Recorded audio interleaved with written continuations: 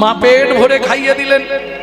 এই কানু, এই ধারে খেলবি, এদিকে ধানগুলো রোদে রইল, লক্ষ্য রাখবি। এই শোন, ঘুঘু পাখি আসবে, ঘুঘু পাখি তাড়াবি।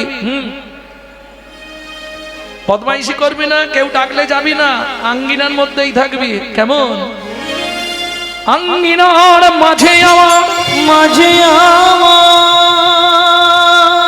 খেলা কর বাপে কানা, খেলা কর বাপ কানা, কেঁদো না রে মনি আমার, আমি রন্ধন করতে যা, আমি রন্ধন করতে যা। মনে থাকবে তো? কেউ ডাকলে যাবি না, কেউ কিছু দিলে খাবি না, ধানগুলো রোদে রইল, ঘুঘু পাখি তাড়াবি, আমি আসছি। এত বলি যশোমতি অতি ব্যস্ত হয়ে, অতি ব্যস্ত এবার রন্ধনশালাতে গেলা অতি কৌতূহলে, অতি কৌতূহলে। কৃষ্ণ কি করছে? হামাগুড়ি দিয়া বসে ধানের পরে, ধানের পরে মুঠি মুঠি ধান লইয়া আনন্দে খেলা।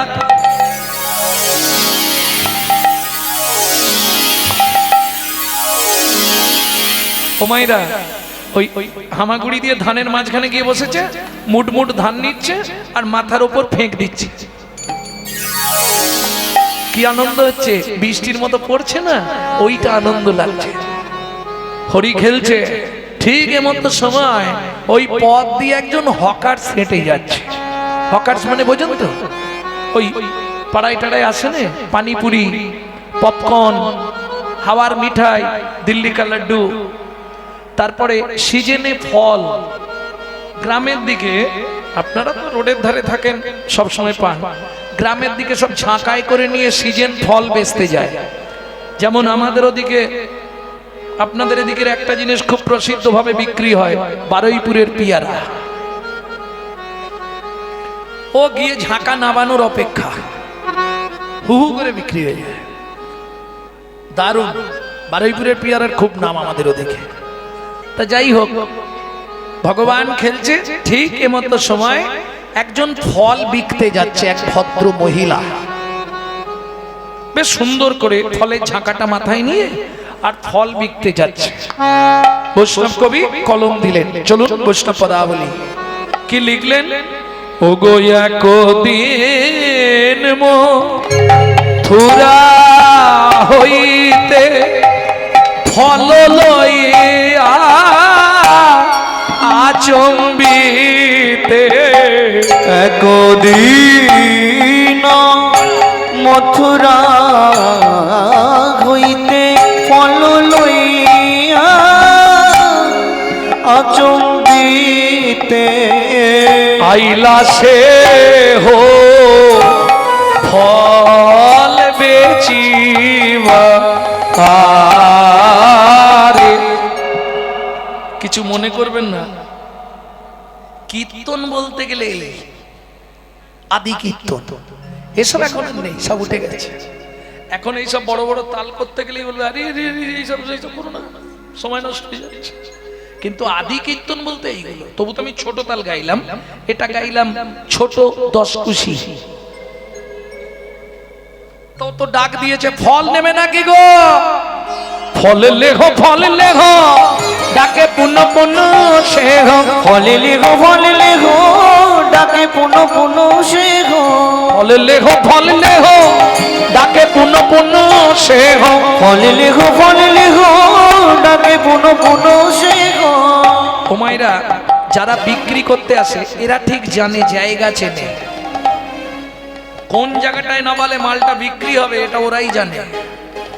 ঝাঁকা নামাইলো, ঝাঁকা নামাইলো, ঝাঁকা নামাইলো, ফলের ঝাঁকা নামাইলো, নন্দের দুয়ারে ঝাঁকা নামাইলো, নন্দের দুয়ারে।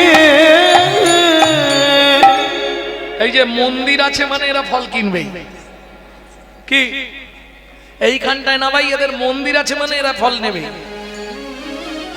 ঝাঁকাটা নাবিয়েছে, নিয়ে হাঁক দিয়েছে, ফল নেবে তো নিয়ে যাও মিষ্টি ফল। এখন দেখবেন পাড়ায় যদি হকার্স আছে, বাচ্চা বাচ্চা ছেলেরা দেখবেন লাপালাপি শুরু, পয়সা দাও না, পয়সা দাও না, তাড়াতাড়ি দেবে বলে দিচ্ছি, নাহলে আলমারির কাঠ ফাট সব ভেঙে দেবো।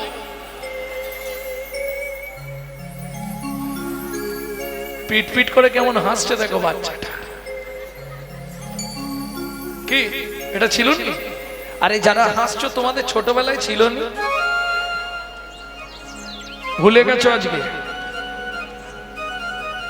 এই ধরবে, ও পয়সা নাও না, ও মা ও তো যেই হাঁক মেরেছে, শুনি ব্রজ শিশুধায় ফল কিনি কিনি খায়, শুনি ব্রজ শিশুধায় ফল কিনি কিনি খায়। কীর্তনের প্রসিদ্ধ তাল ছোট তো ঢুকি।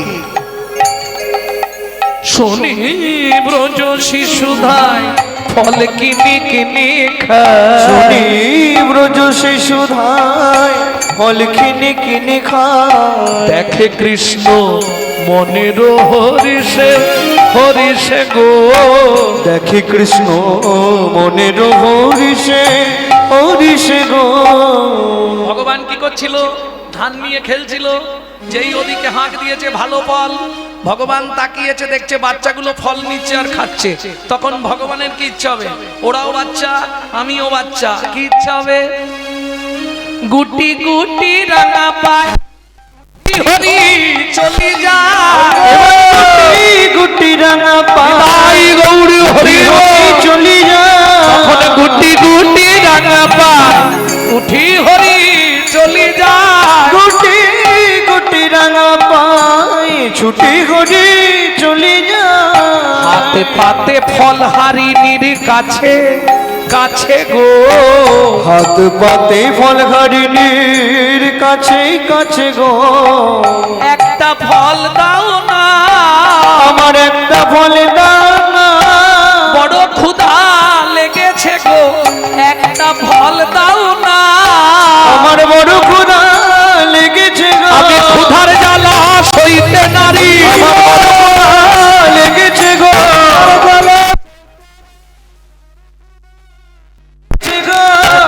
ফল দাও না,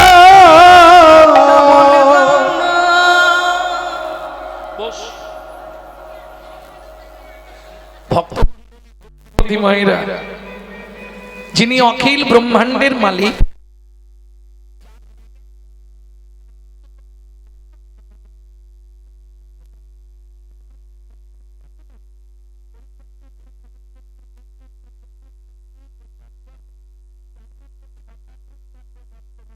তিনি হলেন ভগবান।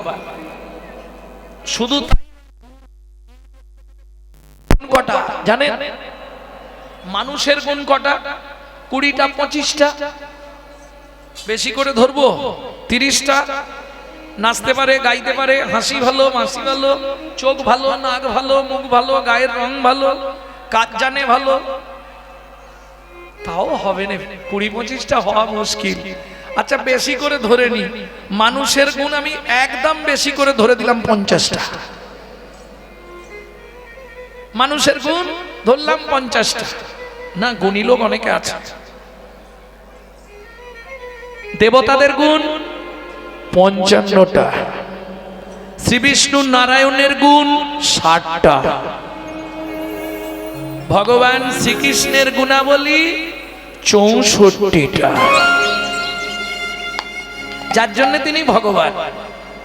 60টা ইচ্ছা করলে করতে পারবে, কিন্তু বাকি যে 4টে ওটা ভগবানের ছাড়া পৃথিবীতে কারো নাই। কি? 4 মাধুর্যে মাধুর্যবান।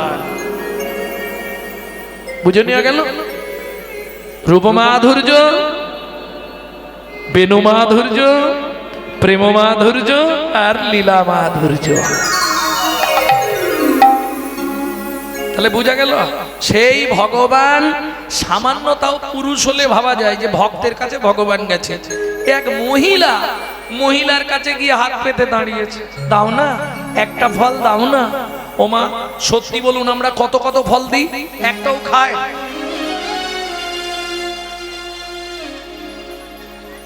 অত ফল কিনে দিই, একটাও খায়নি, অথচ সেখানে গিয়ে ফল চাইতে হবে। এর রহস্যটা কি? কেন ভগবান শ্রীকৃষ্ণ আজকের দিনেই ওই ভদ্র মহিলার কাছে ফলটা চাইলেন? একটা দাও, খুব খিদে পেয়েছে। ভগবানের কি অভাব ছিল? বিশ্ব ব্রহ্মাণ্ডের মালিক, তার কিসের অভাব? কি গো, চলুন শ্রীমদ্ ভাগবতে রাধা বিনোদ গোস্বামী কি লিখছে একটু শুনি। এটা রাধা বিনোদ গোস্বামীর ভাগবতে পাবেন, 22 খণ্ড। দেখতে হবে না, জীবন শেষ হয়ে যাবে ওইখানে। দুটো গ্রন্থ যদি জীবনে কিনে ফেলতে পারো, আর তোমার কাউকে দরকার হবে না। সেটা হচ্ছে রাধা গোবিন্দ নাথের চৈতন্য চরিতামৃত, যিনি ঢাকা ইউনিভার্সিটির প্রফেসর ছিলেন, রাধা গোবিন্দ নাথ।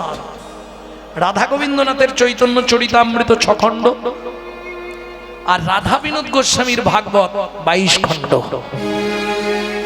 তাহলে তোমার জীবনে আর কিছু পড়তে লাগবে না, ও হয়ে গেল পড়া। আর জীবনে কোনো গ্রন্থ আর পড়তে হবে না। কি মাধুর্যের গ্রন্থ, আহা! তবে উদ্ধার করাও কঠিন ব্যাপার, কঠিন শব্দ তো সব। ভক্তমণ্ডলী, ভক্তিমতী মায়েরা, সেই রাধা বিনোদ গোস্বামীজি ভাগবতে প্রথমেই এই কথার পরিপ্রেক্ষিতে লিখলেন, পূর্বের প্রতিশ্রুতি প্রতিশ্রুতি করিতে পুরা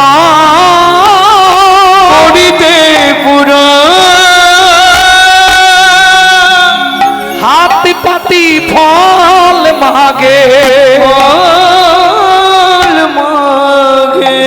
ও যদু নন্দ, ও যদু নন্দ। ও মায়েরা, পূর্বের প্রতিশ্রুতি করিতে পুরাণ, হাত পাতি ফল মাগে ও যদু নন্দন। এখন পূর্বের প্রতিশ্রুতি, কার প্রতিশ্রুতি, কিসের প্রতিশ্রুতি, সেটাই শুনবো এবার। চন্দ্রকান্ত নামে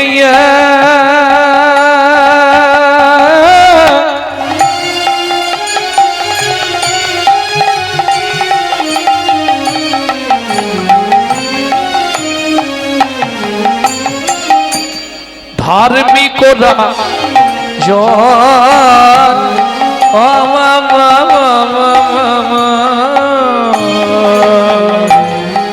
চন্দ্রকান্ত নামে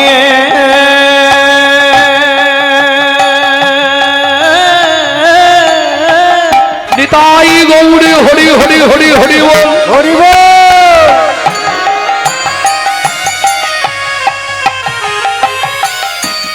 ধার্মিকরা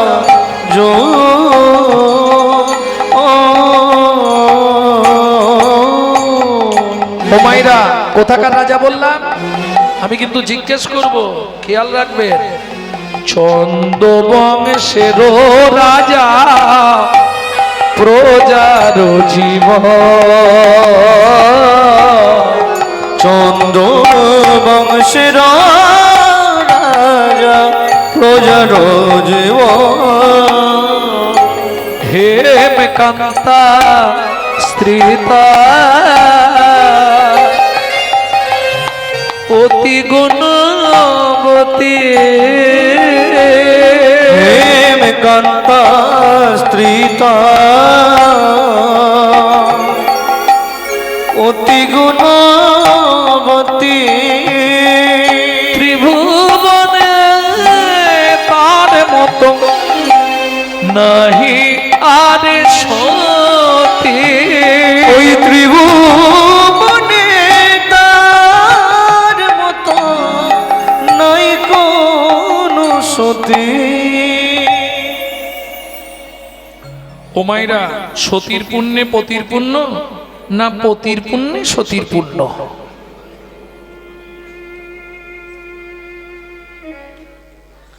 জয় রাধে। ভক্তমণ্ডলী, ভক্তিমতী মায়েরা, এ প্রশ্নের উত্তর দিলে আমাকে মার খেতে হবে। অতএব লীলাটা শেষ পর্যন্ত শুনলে আপনারা বুঝে যাবেন, নিজেরাই বুঝে যাবেন। না বলা যাবে না। ওরে এখন যদি বলি সতীর পুণ্যে পতির পুণ্য, তাহলে দাদারা এক্ষুনি ঘেরে ফেলবে আমার। আর যদি বলি পতির পুণ্যে সতীর পুণ্য, তাহলে এটা তৈরি আছে। এইবার বলি, স্বামী স্ত্রী যদি এক পথের পথিক না হয়, সে সংসারে কিন্তু শান্তি থাকবে না। অর্থ থাকতে পারে, ভগবান হয়তো আপনার কর্মের গুণে কোটি কোটি টাকা দিয়েছে, অর্থ দিয়েছে, কিন্তু শান্তি কেনা যাবে না। দেখুন, দিন দরিদ্র কাঙাল, থাকার ঘর নেই, জায়গা নেই, ভিক্ষা করে খায়, তাদের শান্তি আছে। অতএব শান্তি কখনো বাজারে কিনতে পাওয়া যায় না। শান্তি সুকৃতি প্রারব্ধম, পূর্বের কর্মফল অনুসারে শান্তি আসবে। কি দুঃখ অ্যাভেলেবেল, চাইলেই পেয়ে যাবে। আজকে ভাবা যায় দুঃখ চাইলেই আপনি পাবেন, কিন্তু সুখ কিনতে পারবেন না। কারণ আমার মনে হয় এটা, দুঃখ যদি বিক্রি হইতো ওজন মাপার দরে, কত জীবন চলে যেত দুঃখ বিক্রি করে, দুঃখ বিক্রি করে।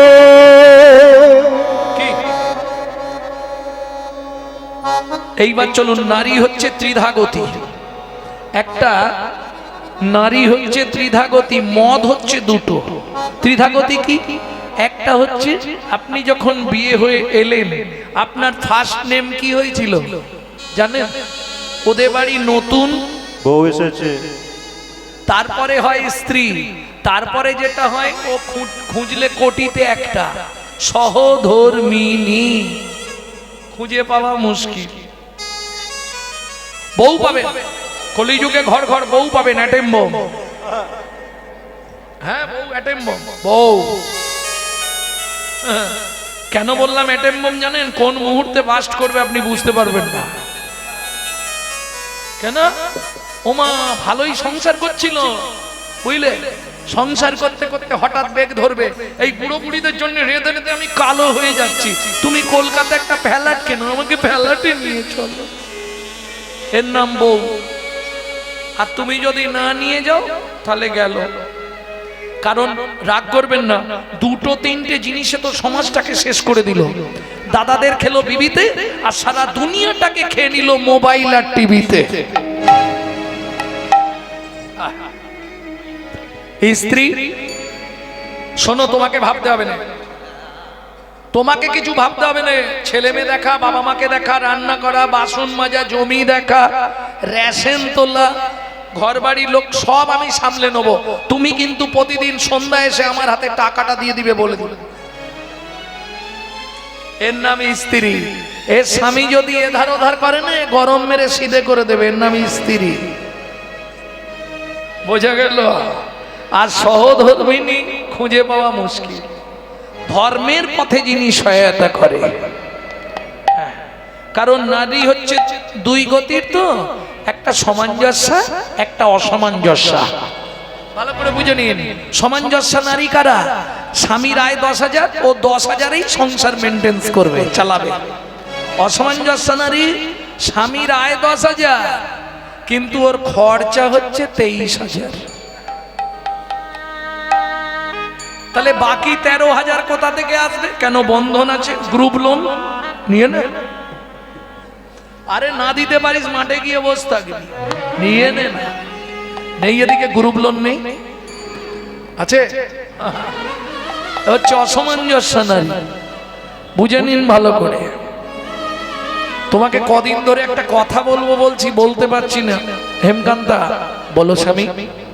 বলছি দেখো, তুমি আমি তো এক মনের মানুষ, তোমার অনুমতি না নিয়ে আমি কিছু করব না। আমি মনে প্রাণে ঠিক করেছি, দেখো আমরা তো ভাগ্যহীন, ভগবান অর্থ দিয়েছে কিন্তু মনে শান্তি দেয় না। তোমারও ভাগ্য খারাপ, আমারও ভাগ্য খারাপ। আমরা মরে গেলে আমাদের পিণ্ডি দেবার মতো এরকম একটা সন্তান জন্মালো না।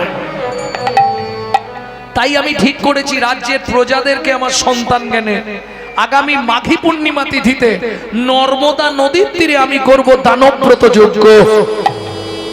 এই যজ্ঞে যে যা চাইবে আমি তাকে তাই দেবো, কারণ মরে গেলে প্রজারাই তো আমার সাধ্য শান্তি করবে। কি হেমকান্তা বলছে, স্বামী একটা কথা বলবো কি? এটা আমিও ভেবেছিলাম, জানো আমি চাই আমাদের এত প্রতিপত্তি, আমার রাজ্যে কোনো গরিব কেউ না থাকে। বাহ, এই তো দুজনের যদি হয় এক মন, তাহলে চলো দুজনেই যাই বৃন্দা। মন্ত্রী মন্ত্রী যাও, ঢাঁটরা দিয়ে দাও। আগামী মাঘী পূর্ণিমা তিথিতে রাজা চন্দ্রকান্ত তার স্ত্রী হেমকান্তা দেবীকে নিয়ে করবে দানব্রত যজ্ঞ। এই যজ্ঞে যে যা দান চাইবে তাকে তাই দেওয়া হবে। ঢাঁটরা পড়ে গেল। ভক্তমণ্ডলী, ভক্তিমতী মায়েরা, এইবার একটা কথা বলি, এই রকম যদি ঢাঁটরা দিয়ে দেয়, কিছু মনে করবেন না, যে মধ্যবিত্ত সেও সেদিন কিন্তু গরিব সাজিবে। না না, মানে এটা কলিযুগের কথা বলছি। কি একদিনের জন্য একটা ছেঁড়া জামা পরে আমিও চলে যাব যদি কিছু আসে? আরে হাসির কি আছে? আমার নাম জানো তো, গৌরাঙ্গ চক্রবর্তী, মানে ব্রাহ্মণ, আর ব্রাহ্মণ মানেই লোভী।